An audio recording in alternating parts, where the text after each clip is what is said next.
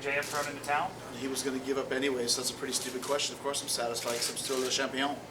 Would you? I don't want this to be stuck on the fact that MJF threw a towel in the ring, because if you saw what happened, Cody was beat up, bleeding all over the fucking place. Plus, he was so tied up like a pretzel, there was no escape. So throw the towel in, don't throw the towel in, but don't diminish the victory that Chris Jericho had over Cody Rhodes tonight. People are going to obviously think that MJF might join the Inner Circle. Is there room for more people? Would you entertain another member of the Inner Circle? There's always room for more, as long as they're as good as all the guys in my Inner Circle.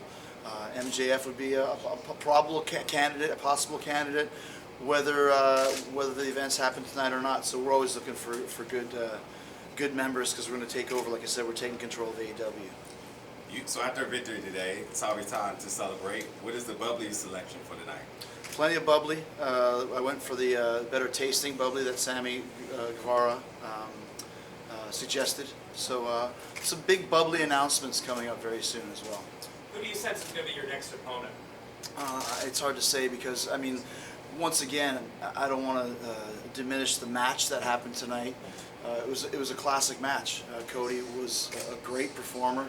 It was one of the best matches I've ever had in my career, and one of the best matches in AEW's existence. So this is not the time to sit down and think about other contenders. This is a night to celebrate and appreciate the hard work that I did. Basically single-handedly beating Cody Rhodes and single-handedly putting AEW on the map, so you're welcome for that. Chris, what did you say to Dean Malenko? Well, I mean, it's one of those things where as soon as I heard Malenko was one of the judges, one of the greatest feuds in WCW history was Malenko and Jericho in 98, 97. We had a famous match here in this very arena, the Royal Farms Arena. I think it was called the Mariner Center or something, where we ended up fighting into the street and almost got hit by a car for real. So I just said to him, you know, you better give me a good grade and give me a good vote. When he stood up, I said, you know, you better watch it. And I don't remember what I said. You can go back and see, but just the fact that he was there really kind of rubbed me the wrong way and pissed me off. Made me remember a lot of bad feelings I had for Malenko from 20 years ago. Definitely one of the greatest feuds of my career, for sure. Chris, how much inspiration did you take from the legend Soul Train Jones? So I've known Soul Train since I was 12, and he's always been a guy that you know, you go to for inspiration here and there. Take him to Olive Garden and listen to his many years of wise experience coming through. But you heard what he said. He doesn't know what a goat is because he's not a farmer, but he knows that I'm the greatest of all time. So I don't think that's the last we're going to see of Soul Train Jones here in AEW. We asked Cody on yesterday about the Wednesday Night Wars, the idea that you knew that WWE were going to counter somehow when you guys announced Dynamite. You guys have won the ratings for 6 weeks in a row. Cody had said it's important for you guys not to be reactionary. You were in the Monday Night Wars before. How do you feel about the idea of going head to head, being reactionary, not? Like, how do you feel about you've won 6 weeks in a row? What's the strategy going forward for you? Well, I mean, once again, this is not a war that we started. It's not a war that we asked for, but we don't care who you put up against us. You could put the Super Bowl, the World Cup, you could resurrect John and George and do a Beatles reunion. We can't control that. All we can do is continue to have great shows and organic shows. This is not prefabricated. There's not scripts being written and approvals being made and all this other stuff. I think that's kind of showing in AEW's product. That's why the segments and the promos and the backstage stuff and the fights have been been amazing, because it's been real. So am I surprised that we're winning? Of course not. I knew we'd win. Our star power crushes NXT star power, and exactly what I knew was going to happen. That NXT, what made it cool before was a standalone thing. Now it's just another WWE show. It's like 2009 ECW. So good for them. God bless them, and I'm sure at some point Roman Reigns will be on NXT now, and Hulk Hogan will return to a TV studio for the first time since 1981 in Memphis. That's fine. All we're going to do is continue to worry about ourselves, concentrate on our storylines and our matches and our characters, and building stars. If you look for where we started 6 weeks ago, we now have MJF, one of the hottest heels. Darby Allin has shown what he can do. Scorpio Sky. How about the Inner Circle? Sammy Guevara, definitely the surprise standout. Jake Hager. We've completely reinvented him to where everyone's scared of him. That's the real guy. That's in 6 weeks. Imagine what's going to happen 6 months from now. Especially with the guys that I work with, because everything I touch turns to gold. I got the Midas touch, man. Chris, have you had a chance to look at the ranking system, and do you feel like it might give you a championship advantage, knowing well in advance who Well, you're I'll tell. going to be facing? I'm glad that you asked that. You know, I almost think that you're a plant, except for I have no idea who the hell you are. I think that the rankings for the tag team division is a bunch of shit because Sammy Guevara and Chris Jericho are undefeated as a tag team. And we're not even in the top 5. So here's what I'm going to do with the Inner Circle being as hot as we are. Le Champion with the AEW title around my gorgeous shoulders again. I think it's time for us to go further.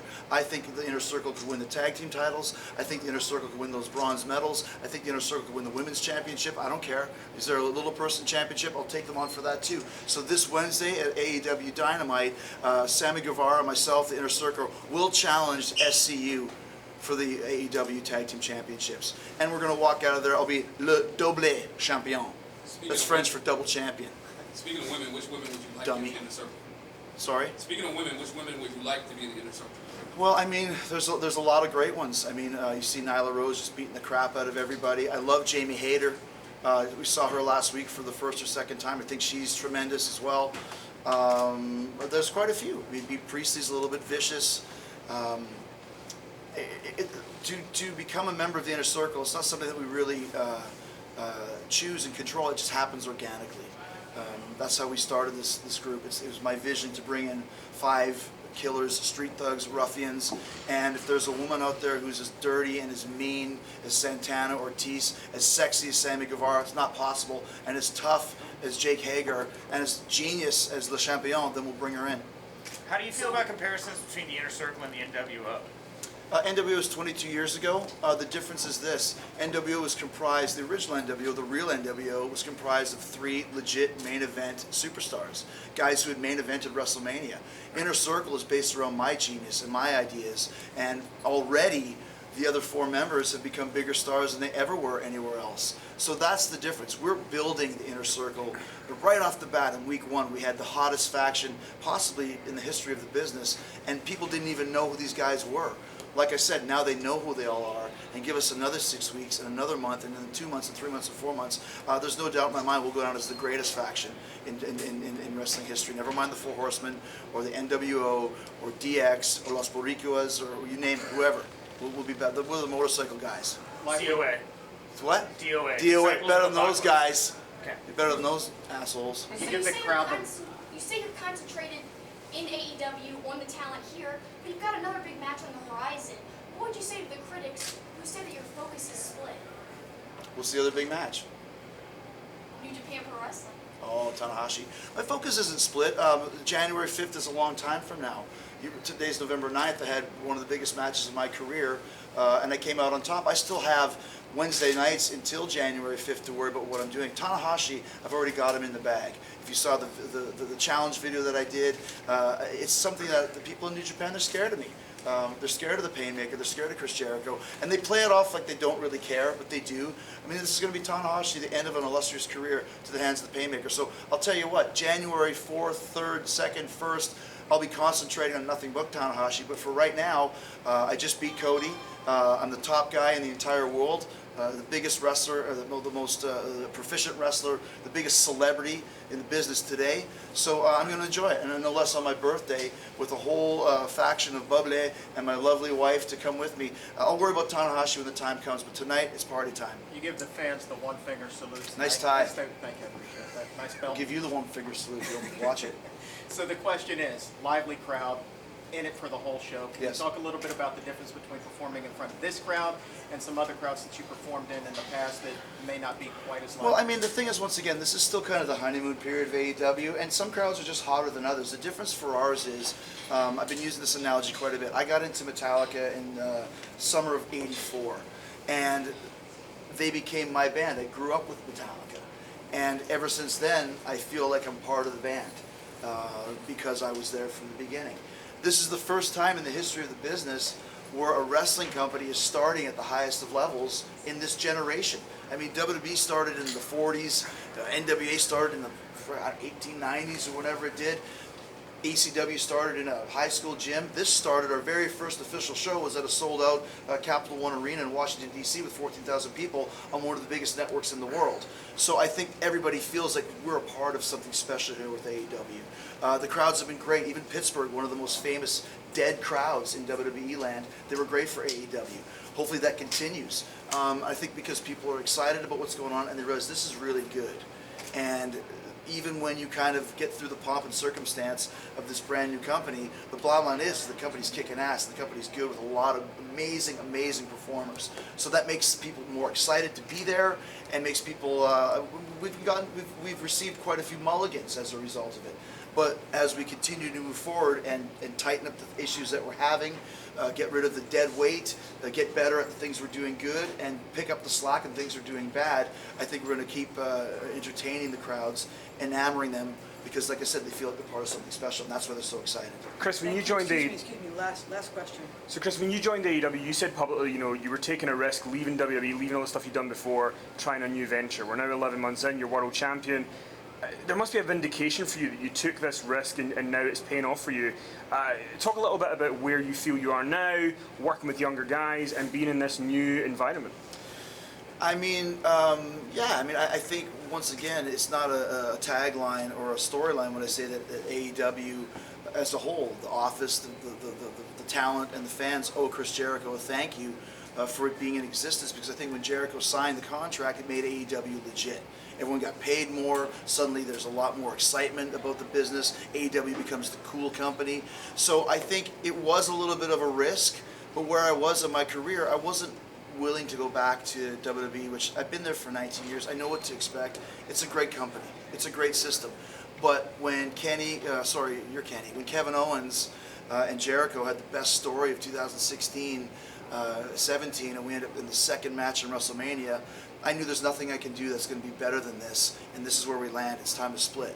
And so when I came to AEW, suddenly, like you said, here we are. Jericho's segments are the best on the show. Jericho's the champion, having the best match on the pay-per-view, no matter what's going on. So this is where I should be. This is where I want to be. And as I see AEW grow, specifically on my back, it's also very vindicating to see other stars coming out. People didn't know who the Young Bucks were. They hadn't seen Cody on TV in 8 years, 5 years, whatever it was. And now suddenly people are going, well, yeah, Jericho's great, but what about Cody? What about the Young Bucks? Kenny Omega? Moxley's better than he's ever been. And then you got MJF and Darby Allin. And like I said, all of these guys, Jungle Boy, SCU, Scorpio Sky, name after name after name that people are enjoying and getting into because of Chris Jericho. So I did, at the risk of sounding egotistical, which I don't care, I changed the entire wrestling business when I joined AEW. So that is a pat on my back. And to see us continue to win and beat NXT, or more importantly, win the night in the demo that's so important for any show, that's very, very vindicating for me, and it's very exciting for the future of AEW and for Chris Jericho. Thank Chris, you very have you much, ever been guys. slapped Thank by you, a- guys. Thank you very much. What's that? Have you ever been slapped by an opponent's mother before? I've been slapped by your mom. Yeah. Hey, George, how are you, man? Thank you.